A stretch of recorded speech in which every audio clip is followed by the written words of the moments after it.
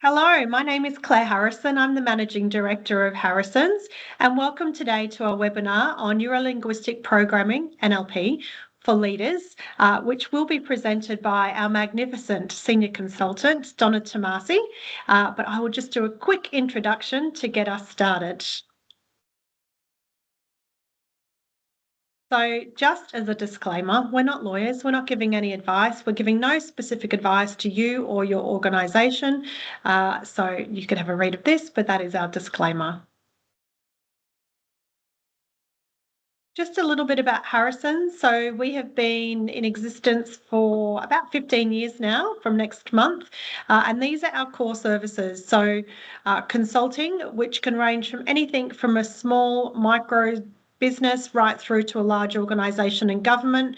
That could be something like a recent project where we designed and delivered the graduate recruitment and development program, or it could be developing position descriptions, employment contracts, helping with change management, delivering training such as NLP, or anything that your HR team or a HR function would normally do. Our HR team service is a core service for us that's focused on an SME client. So that's anything from about 30 employees up to 300, or we do have a client on 1,000 employees on that service. And that is where we will go in, we'll do a full audit in terms of what's in place currently, and we'll develop a prioritised HR plan for you, and then we will work on site with you, allocating a HR manager to deliver on that plan. Recruitment and onboarding is our recruitment and selection service, mainly focused on professional marketing, HR, finance and engineering type roles, plus managers and CEO type positions as well. My HR Experts is our online subscription site, which provides a range of tools, templates, webinars such as this one to help you manage your HR function and responsibilities yourself. So today I'm very happy to introduce Donna Tomasi, who will be facilitating today's webinar, being our Master Practitioner in NLP. So right now I'm going to hand you over to Donna. Wonderful, thank you, Claire. So I am a Senior Consultant with Harrison's. I'm also an NLP coach. So I'm really excited to share you all some insights on NLP and how it can be used to enhance leadership. Now, this webinar is going to go for approximately 40 minutes. There's a lot to cover. So unfortunately, we won't have time for questions or much interaction or any interaction. So literally, I do encourage you though, after this session, if you have any questions or feedback, please reach out to me afterwards. So yes, the session is on neurolinguistic programming for enhanced leadership. And look, we all know that there's growing pressures on leaders at the moment, particularly with the, new legislative psychosocial risk management. That's a responsibility of leaders of now, plus the talent competitiveness in the market, not to mention the existing leadership gap. So, leaders that are trained in NLP can actually enjoy the benefits of better relationships, really, better relationships with others and also with themselves. And that reaps all sorts of benefits in terms of, bringing about that greater engagement, which leads to better results, better retention and traction of those in the tight talent market that we're facing. So I'm going to cover off these topics in the session today. We're going to take a look at, firstly, that whole introduction to what NLP actually is, because it's still quite, there's still, despite being out there for 30 years, there's a lot of unknown. I always seem to get sort of questions from people or blank stares about what it actually is. So I'm going to talk a little bit about what it is, the history of it, and then go through some communication mastery, how leaders can benefit in terms of these topics, such as perception versus reality, building rapport, dealing with difficult behaviours, problem solving, leading with influence. I'll touch on the coaching model and also go into the self-management side of it. What is NLP? The best way to describe it, I think, is to break it down. So Firstly, we've got the aspects, the three important elements of NLP, the neuro, which is your thought processes, how you use all of your senses, okay, visual, auditory, smell, taste, etc., to understand what's actually happening around you. And then there's the linguistic side of things, that's your language. So this is not just externally, but it's also your self-talk and how we speak and use language to influence. And then, of course, the programming side of it, which is about the behaviour. This is about how you organise ideas and actions and reactions. And when we talk in NLP in terms of programs, we refer to things, it's basically a habit. It's a habit of thinking and a habit of behaving that we've created for ourselves. And in NLP, we create these habits of thoughts, which then in turn become habits of behaviours. And these are often unconscious to us because 95% of our thoughts are actually automatic programs. So you can use NLP to actually discover and bring to your consciousness what these programs are so that you can make some changes for the better, particularly if these programs or habits are not serving you or you're not gaining what you want to in life or as a leader. So you can actually choose to change these habits through various NLP techniques. So we got the nervous system, the integration between the nervous system, the linguistics, and that then creates the program. Where it all began, I think it's, look, I'm just going to touch a little bit on the history, but I think it's important because it came about in the early 1970s. And those of you who know NLP, John Grinder, who is an associate professor of linguistics, and Richard Bandler, psychology student, they actually came up with Neurolinguistic Programming at the University of California. So they were actually fascinated with why individuals with the similar education background, experience and training, why were they achieving, different results? We got one that might have outstanding results and another with mediocre results. So they decided to study successful people, and they actually looked at those in the area of therapy. So they studied these successful people thinking that they could discover what are the secrets that these successful people have that the others don't, because they believed that you could replicate what these successful people are doing or thinking to produce that model of success and then replicate that for others. So they looked at well-known people in therapy such as Milton Erickson. He's a well-known hypnotherapist. They looked at Virginia Satir. She is the founder of Family Therapy. And then, of course, Fritz Perls, the Gestalt therapy founder. So they looked at the successful people and they managed to discover some patterns. They discovered patterns in the way that the thoughts were being processed that led to the eventual success of these subjects. So that came about with the concept of modelling behaviours.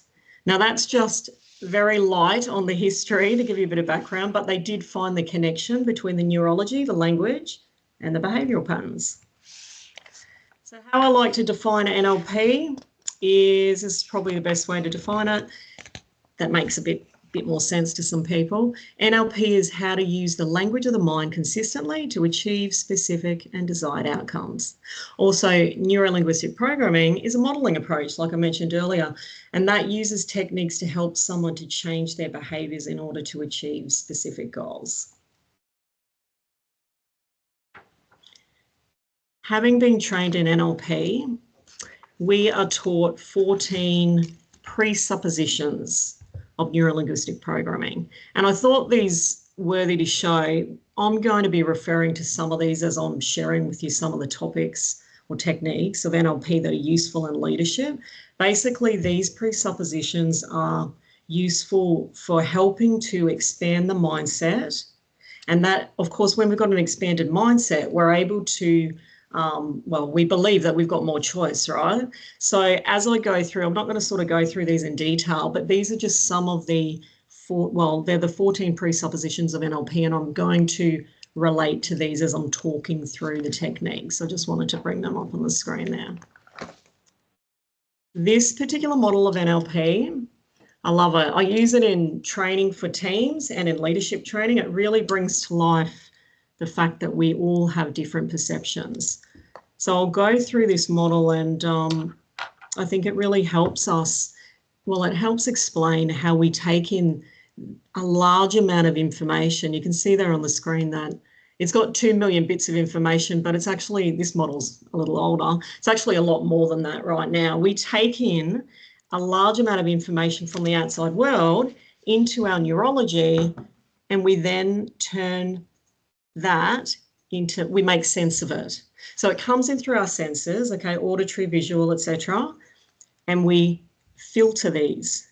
Now, because we can only actually take in at any one time, it's 128 or so bits of information per second. In order to handle that in our neurology, we actually delete, distort, and generalize the information. So it's not actually the event itself, it's our perception of the event that we come up with. So we chunk the information into about 5 to 9 chunks, because that's all we can, that's our capacity to process it. So how is my 120 bits of information different from yours? Well, that then, it comes into play our meta program. So my 128 bits of information that I choose from that to so many million runs through my values, my life experiences, my memories, my past decisions. All of these things are classed as meta programs, and that then brings me to my internal view of the world, or my sense of the event. And I'm going to refer that, and you'll hear it throughout the presentation, as an internal representation. So I have an internal representation of the event that's not the event itself. And you can see how this brings to light that whole expression of there's my truth, your truth, and the actual truth, because we're all picking and choosing different things from whatever we're faced with. So this internal representation of mine then leads me to a particular emotional state. So every behaviour has an emotion behind it. So this particular state might be happy or sad. Let's say it's sad. And generally, if we're moving through the model, generally that leads to a physiology. You can see my emotional state, unless I'm being conscious and trying to hide it, in my physiology. So if I'm feeling sad about that particular event, you might see my shoulders are slumped forward, my head in my hands, I'm looking down, I'm moving slowly. So you can see that in my physiology. And that then, of course, that particular emotional state impacts my response, my behaviour. So you see the external event runs through our internal processing. We make an internal representation of the event, and that puts us in a certain emotional state. That then creates a physiology and impacts our behaviour. So I hope you found that useful. I will refer back to that as we go. So here we have perception versus reality. Okay, so these relate to the presupposition I mentioned earlier of the map is not the territory. So what that means is that my view of the world is my view of the world. It's not the actual view or the actual event. It's my perception of the event. I particularly like this expression from Carl Jung. He's a Swiss psychologist and psychiatrist, actually. He uses the term, you cannot perceive anything outside of you that isn't you. And that model that I mentioned earlier brings that to light, because it's everything within us that's actually creating our view of that event, which is our view and not the actual event, which is that term, perception is projection. Okay, in terms of how we can bring this into action. So you think about it, if you've got a leader that's actually trained in this stuff and understands about perception, and you can see that, in a team meeting, for instance, if you've got a disagreement that arises between, two parties, you might be on a project, one team member believes the current method's inefficient, the other defends it based on past successes.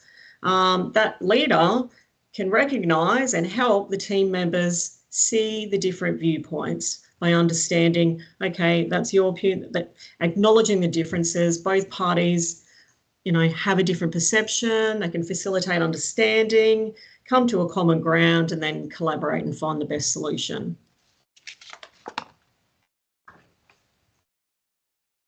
One of the other topics that I mentioned that's useful in leadership, nothing new to us, is building rapport.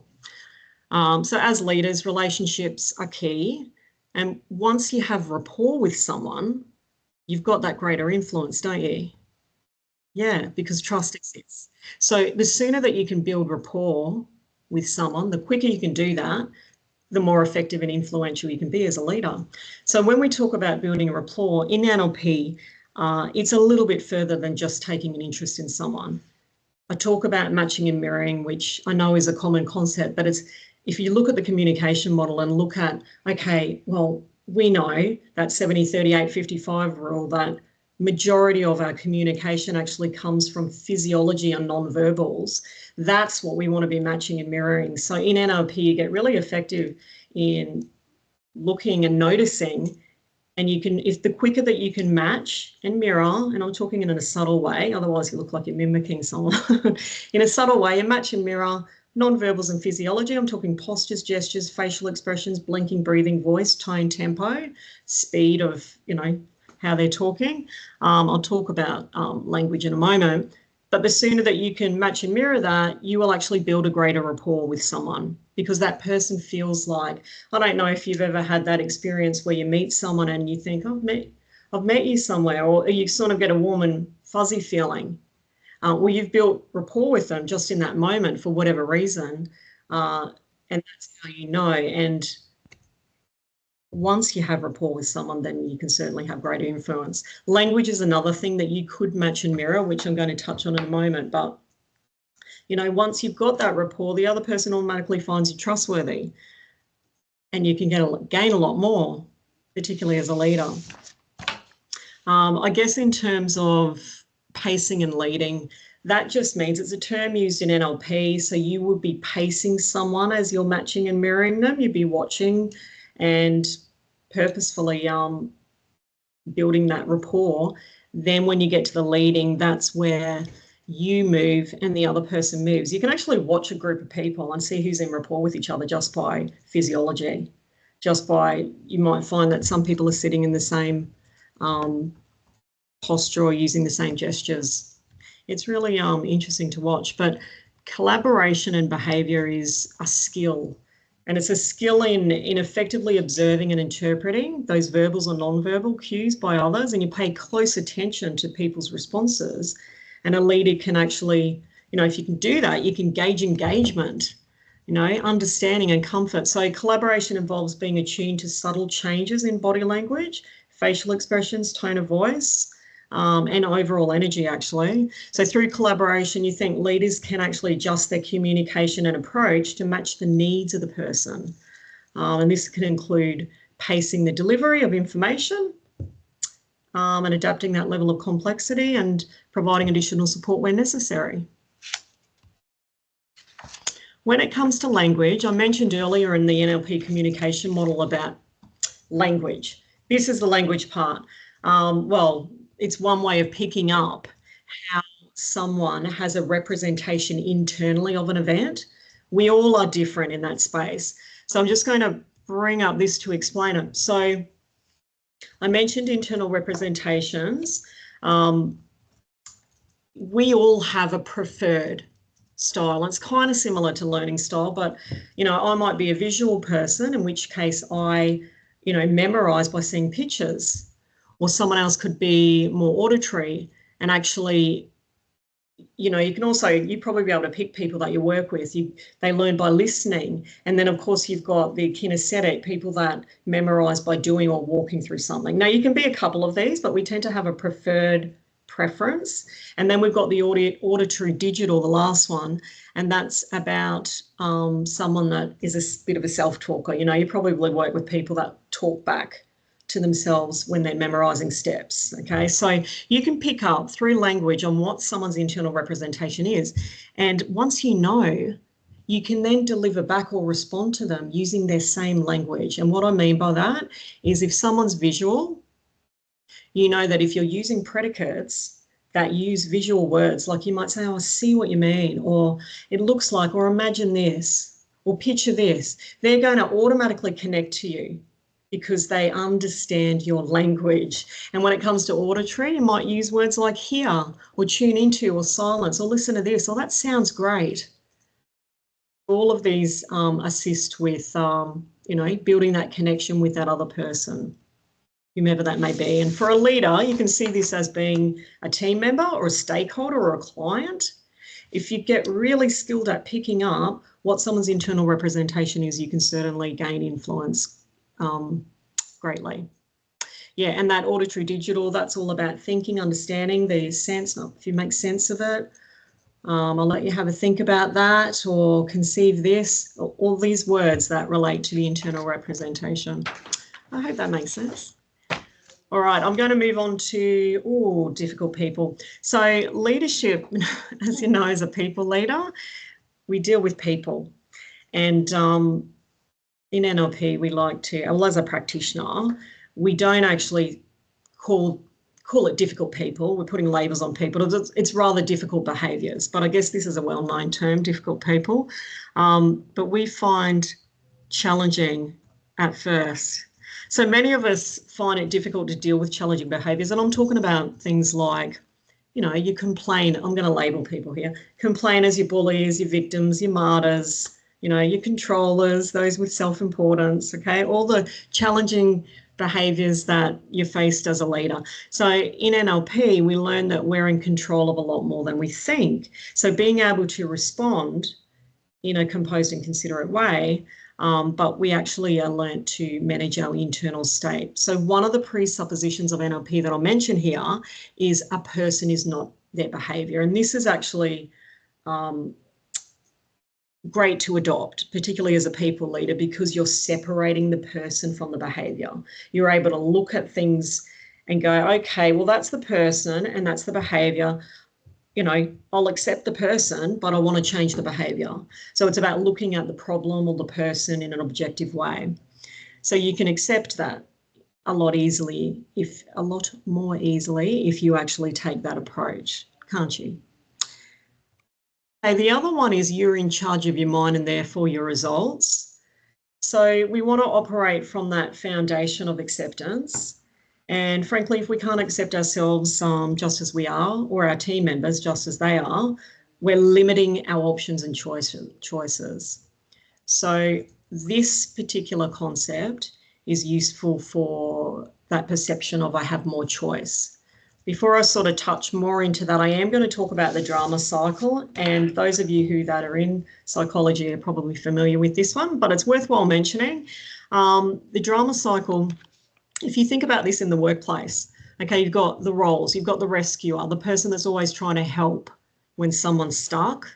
Then you've got the victim, the person who is habitually stuck, it might seem constantly. And then you've got the persecutor, the person who has no tolerance for the victim and might even target them, kind of like an office bully. And it seems like they're intent on punishing. And these might sound familiar to you. And none of these roles are mutually exclusive, which is interesting, because if you played one, you've actually played them all. For instance, you might continually try to rescue someone. I'm sure we've all been guilty of that, but they won't change, okay? And they're making the same mistakes and they're complaining, and then you might slip into persecutor mode, okay? How you know you're there is when you say things like, oh, for goodness sakes, right? You've already slipped into the drama just by that reaction. So your tone changes, it's impacting you, you're feeling frustrated. So when we deal with difficult people or rather difficult behaviours, we see them generally as the victim or the persecutor. So quite often as leaders, we may try to make them feel better, appease them in some way, putting us in the rescuer position just by doing that. So you're all of a sudden caught in the drama without even being aware of it. Okay, so we go from rescuer to feeling persecuted ourselves. Why? Because it's costing us so much time and energy. So as a leader, we want to actually adopt that other position, the observer.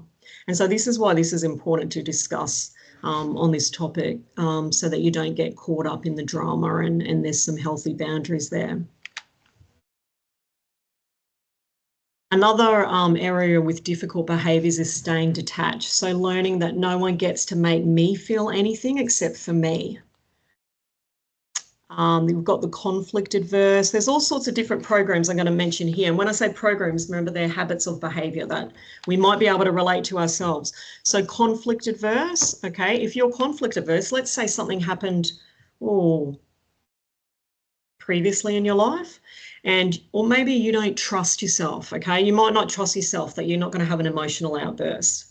All right, so you're likely to avoid having a challenging conversation because you're adverse to conflict, right? Makes sense. So a need for acceptance, and this might come from, who knows, this might come from childhood.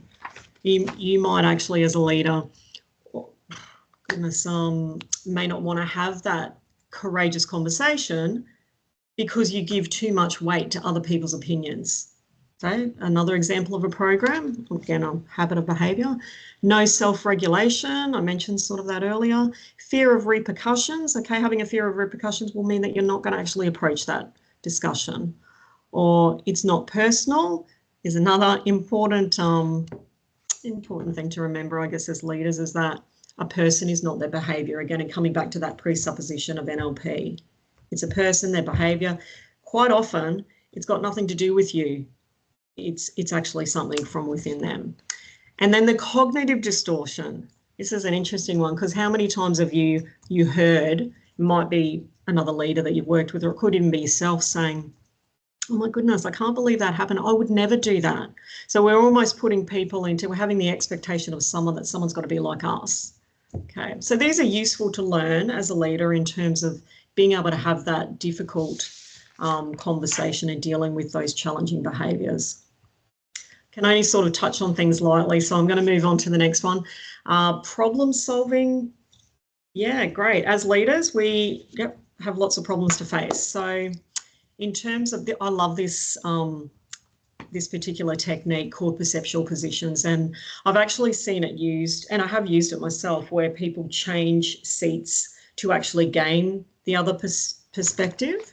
So if you think about that, this concept of perceptual positions, it's useful for gaining an understanding from another person's point of view. So, and that's helpful to use when you want to break outside of the problem. I kind of use the analogy too at times, and I have before, about a hockey game. So if you see on the screen there, I've got the positions up in front, but in a hockey game, there's the player, right? That's the self-centered view. That's the first position. Then you've got the second position, the dependent view. That's your coach. Okay, your coach, they're both attached to the outcome, aren't they? And then you've got the third position, which is the aloof attached position, and that might be your spectator. So just to give you a bit of an idea, but it's about actually stepping into a different position to see a different perspective. And if that means moving your body into another chair, and I've used that, it's helpful to look at your problem from a different angle. If I think of how you can use that in leadership, I mean, after you've changed your perspective about the problem, it could be a person that you don't see eye to eye with. After you do these perceptual positions, you then ask questions like, well, what's different now about the situation? How do I feel about that? Do I feel differently about it? What am I going to do differently now? These sorts of things. The presupposition that relates to this is respecting someone else's map of the world. And I talked about the NLP communication model earlier, and that's all about another person's worldview and how it differs from yours.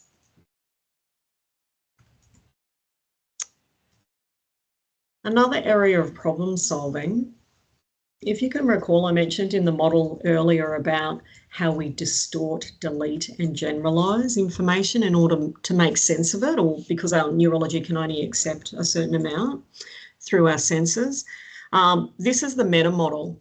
I found this amazing learning about this because it helps. It's simply a set of questions to respond to those distortions or generalisations that you pick up when someone speaks. And once you learn this, you sort of can't unlearn it, and you notice it in people's language, you know, like everyone does this, right? A generalisation.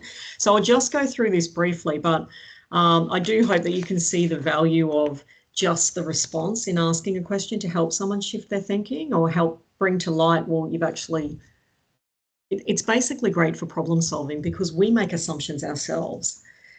And once you ask a question, it's just like in HR when we do investigations, we don't want to make assumptions, we're fact finding, and that's simply what this is doing. So for instance, up on the screen, I've got a 4 different types of distortions, mind reads, loss performatives. Don't get caught up in that. I'm just going to give you some simple examples. So a mind read might be, I know what you're thinking, or Sarah doesn't like me. Okay, a response might be, well, how do you know what I'm thinking? Or how do you know that Sarah doesn't like you?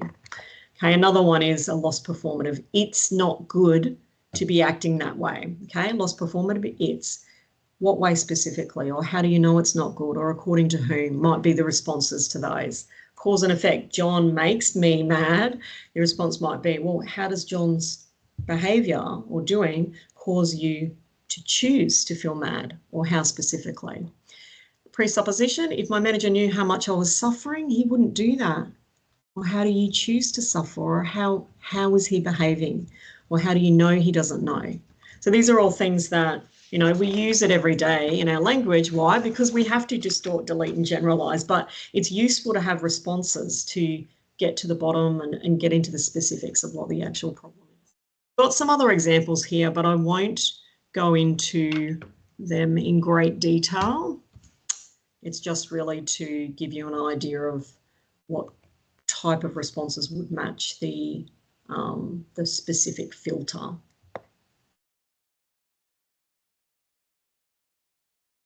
There's no respect around here. Who's not respecting whom? How specifically? They don't listen to me. Who specifically doesn't listen to you? No, just common terms that, you know, when we're fact finding, it's useful to ask questions. Okay, moving right along.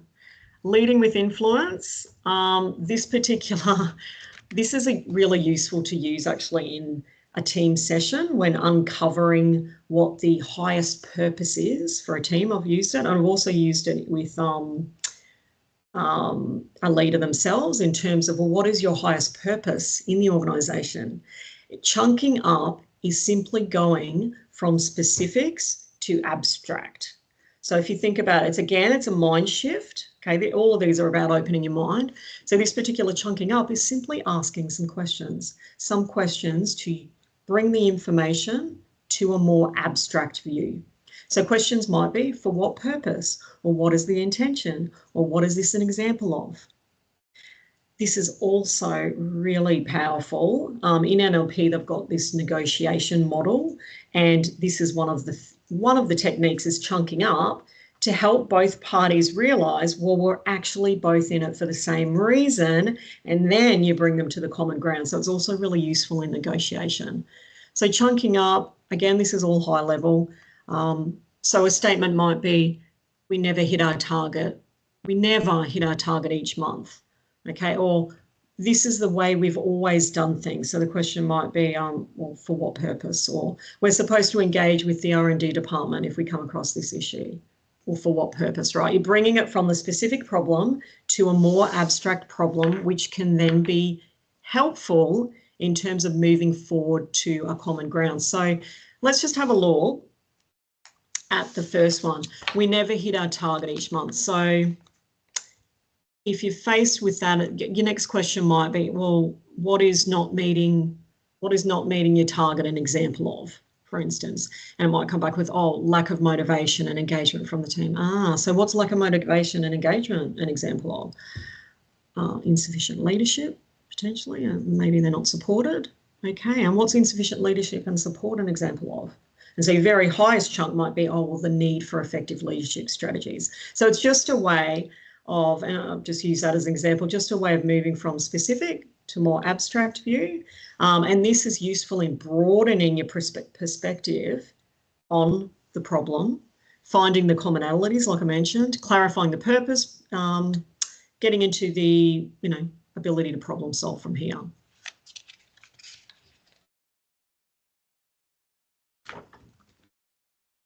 Reframing. I mean, some of you will probably, as people, leaders, probably use this already. There is a ton of different reframes that you learn in NLP, so I'm not going to go through all of them, but I'll just give you a few examples. Really useful to help shift someone's thinking about a problem, because most of the time you get presented as a leader with a negative, right? And it's about just reframing that, or helping the person in a more coaching sense to reframe that into a positive. And then all of a sudden you know, the perspectives broaden and you can see outside of the problem from being stuck inside, if that makes sense. So let's just have a look at a few of these. So it's useful for assisting to change that perspective, like I said, held by the person.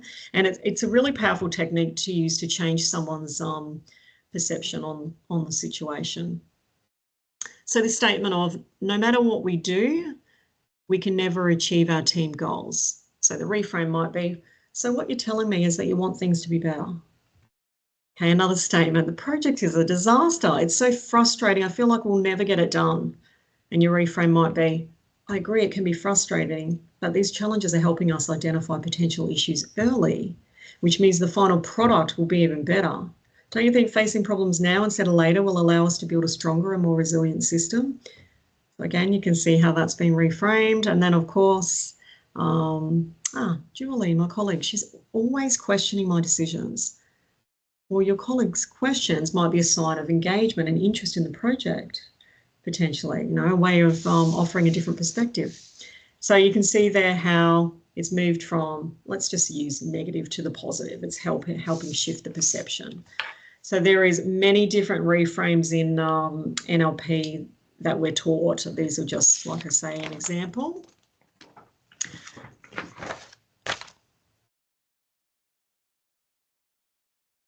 Another technique in NLP is strategies. This is a big one. So strategies isn't the type of strategies that you think of in leadership. This is more, it's just the term that in NLP that's used for what you do in your mind in the process of doing something. So we've got strategies for everything in our life. We have a strategy for love. We've got one for motivation. We've got a strategy, a buying strategy, a decision-making strategy. Okay, we've got a relaxation strategy. So it's what we do in our mind to process something. So in NLP, you think if you're a leader, but in NLP, you get into the real specifics. You actually elicit someone's strategy to potentially replicate or change if it's not serving them. But let's just spin it into how you can use this in leadership. So you could uncover, well, first of all, let me give you an example of a strategy. Okay, so at the very simplest level, buying strategy. Okay, this is really simple. Buying strategy. My buying strategy might be, oh, I see it. Okay, that's visual. I see it. I want to try it on to make sure it feels right. I'm talking about clothes here. Try it on. It feels right. I look in the mirror, it looks good, and I buy it. Or the price is right, potentially, I buy it. So there's a way of encoding that in NLP so that if you replicate that same, if I have success with that strategy, so as a leader, you might want to elicit a team member's motivation strategy. What gets them going? What gets them driving? What gets them succeeding? And uncover, and through asking simple questions, I'll just give you an idea of what they sound like. So you might actually ask your team, you know, tell me about a time when you felt really motivated. Okay, when you recall that specific time, and as you go back to that time now, what was the very first thing that caused you to be totally motivated? And they might be like, oh, well, I saw something, or I envisioned myself getting this. Okay, that's a visual aspect. So it's the things that you do in your mind. Is it a feeling? Is it a sight? Is it a self-talk? Can you hear someone telling? All those sorts of things are actually the elements of your strategy. And you might then say, okay, what was the next thing that you did? And what was the next thing after you did that? What did you do? So again, it's uncovering their strategy. So you can see that that particular strategy for motivation might be very useful as a leader. It's also very useful in uncovering your own strategies for success as well. Okay, another aspect of being able to lead with influence is around metaphors. Okay, metaphors are, they're powerful to communicate. And actually, I'm going to talk about very lightly, I'm not going into it, unconscious and conscious mind, because metaphors are powerful ways to communicate to someone in their unconscious mind. So if you think I did talk about that hypnotherapist earlier, that famous one, Milton Erickson, he was renowned for his storytelling. And so he was able to put his subjects into a trance quite easily because they related to the stories that he was telling. He was very skillful in this. But even as a leader, telling a story, I know I've worked with leaders that use metaphors and analogies, and they're powerful. I'll give you a few examples of one I've used in the past, but it's a way of A metaphor, simile, or an analogy, okay, they are different, but in NLP they're used in similar ways. So the purpose is to transfer that meaning and understanding of one situation to another. Okay, so our unconscious mind works best in symbolic language. Okay, so metaphors are digested easy. So our conscious mind is the one that tries to unpack it. And I'm not going to get too complicated with this, but I just want you to know that all of our learning and change actually happens at an unconscious level. So it's powerful to tap into unconscious. So if you think about it like this, let's see. I've used different ones when I've been coaching someone. If I understand what they're interested in, I might use a story that they can relate to. You know, I mentioned the hockey game earlier.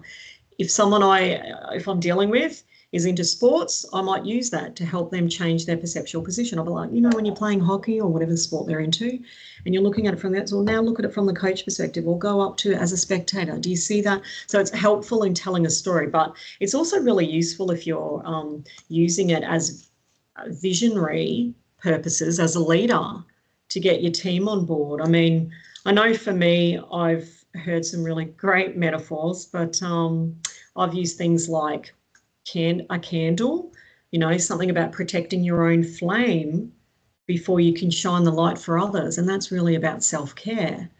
But how to construct one, and again, you sort of learn this, but you go from the present state. Okay, so that let's say the present state is a feeling of absolute exhaustion. You've got, you know, could be a team member absolutely exhausted or someone that you're trying to influence. Then the desired state is obviously they want more energy or they want to gain success in their life, but they're at this present state, which is exhaustion. And to create a metaphor, you go, well, okay, well, what's that an example of? What's exhaustion an example of? Okay, you might say, oh, an example might be they're feeling empty. Okay, and it might be like, and then you go take it one step away. You don't want it to be too close to the present state. You want it to be far enough removed that it's not obvious.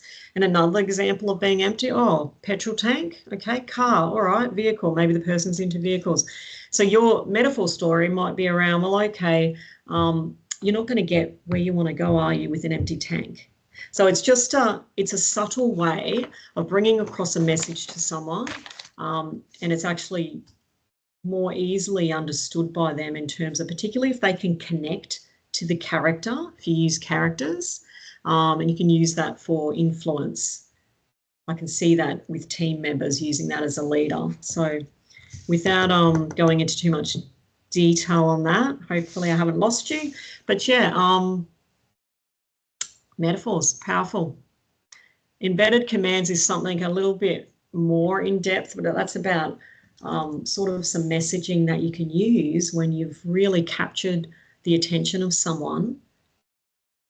And it's beyond this for me to go into detail there, but that's another really powerful aspect and a useful tool for leaders to go into. Embedded commands are like almost instructions within the language that you use that influences someone to behave in the way that you're wanting them to behave.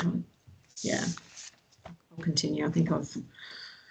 All right, my last, well, it's not my last, my second last, how NLP is used in coaching. Oh, it's used in many, many ways. This is a lot of information on the screen, but basically, like any coaching model, you're with someone. Like if you use coaching in your leadership role, you know that you move someone from their present state, and you identify what the goal is. That's a desired state, and then of course the change work is the bit in between. Okay, so all of these listed are NLP techniques that are used in a coaching model to assist with someone. So if I describe it at a high level again, you've got the present state, that's someone's model of the world. Okay, so if you understand things like what's their internal representation, let me look at the world through your eyes, and then you can actually help that person. And that's where I was talking about the meta programs, understanding someone's values and beliefs and what's important to them. You know, how are they filtering the information that comes in? You know, you want to build that rapport that's important in order to help someone move. And then the change work, well, first of all, you've got to loosen that model of the world. And this is through questioning. You can help someone change their perspective, which is some of the techniques that I covered in this session were about opening the mind, broadening the perspective. And then from there, you've got the actual change work. What are some of the strategies? What can we put in place to help that person move? And then the desired state, of course, which is generally established at the beginning, where they want to go to. Otherwise, it's not really directed. Yeah, so this is how NLP can be used in a coaching model. All of these are techniques, and I touched on some of them. How can it be used personally? Oh my goodness, in many ways. So neurolinguistic programming enables you to take control. It gives you the perception that you have choice and choice to change. Helps you to overcome blocks and stuck states. And this is how we use it in executive coaching. You know, you've got a leader that can't understand why aren't the team operating like they should. Well, generally it comes from, you know, we all know leaders from at the top. Generally it's a block from the leader. Could be, for example, what I've seen is trust, not having trust in your team members. So that's going to impact how your team behave, right? So it's overcoming blocks or stuck states personally to become an even more effective coach. So as a leader, coaching is an essential skill. So if you can use some of these techniques while you're coaching, you can be even more effective in this space. Help you influence by improving how you communicate. Absolutely. So I talked earlier about the building the rapport. Absolutely essential if you're wanting to influence, how you can use it to influence others. Being more conscious of your thoughts and behaviours and being more self-aware. Understanding and more accepting of others. And yeah, they're just a few that I've captured anyway. Improving your ability to relate to others, yeah. And being more accepting of others' perspectives, I think, is a big one. These are just some people I've put together. So who uses it? Oh my goodness, successful people have. And here's a few here. You know, if you listen to one of Barack Obama's speeches, you'll actually pick up, you know, some NLP in the way that he speaks. Metaphors and stories. You know, Tony Robbins, well known, he was trained in NLP. Successful people like Oprah Winfrey, you know, Serena, she used it for sports performance enhancement. A few well-known celebrities that have used NLP. Okay, so some questions to ask, I guess, coming off this session. I hope that it has been delivered in a way that it made sense to you. It's a topic that's meaty, so it was hard to bring it to a high level. I encourage you to ask me questions, but perhaps ask yourself these questions now. You know, am I or are my leaders aware of their unconscious programs? You know, because 95% of our programs are actually unconscious to us. So how effective am I or our leaders in building strong connections with peers and team members? Or how could I be more influential? Or how could our leaders be more influential or benefit from this? How could we improve in tapping into an individual strategy for higher engagement? And how can leaders integrate NLP for self-improvement and leadership effectiveness?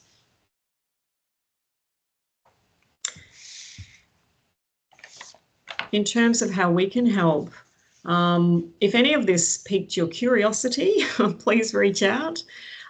We certainly can offer programs on coaching. So this is not just your regular coaching program, but it actually integrates some NLP techniques into it, some that I've touched on today, for greater impact in the leadership space.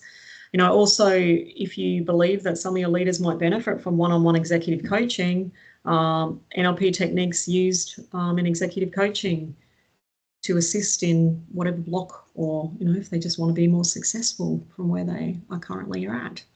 You know, we can run team sessions. I have ran team sessions before from Harrison's in terms of team building or a leadership team. It might be just the topic of being able to have greater influence. a great skill in leadership is being able to influence. Building psychological safety, we've got the legislative responsibilities in leadership now. That's a big focal point. So being able to assist with these things like understanding that we're all unique and have different perceptions, and even going insofar as how to help teams deliver peer-to-peer feedback. That's another element of it. Eliciting team values, very powerful in terms of bringing together that cohesive team and having everyone on the same page, working towards the same goals. That's another session that I have run before for teams for various clients. So these are the different ways that Harrison's can help in this space. I guess, how'd I go for time? Ooh, okay, not too bad. If you would like any assistance, please contact us. Our number's there on the screen, email's there. Be happy to answer any questions that you might have. So thank you all for listening and have a wonderful day.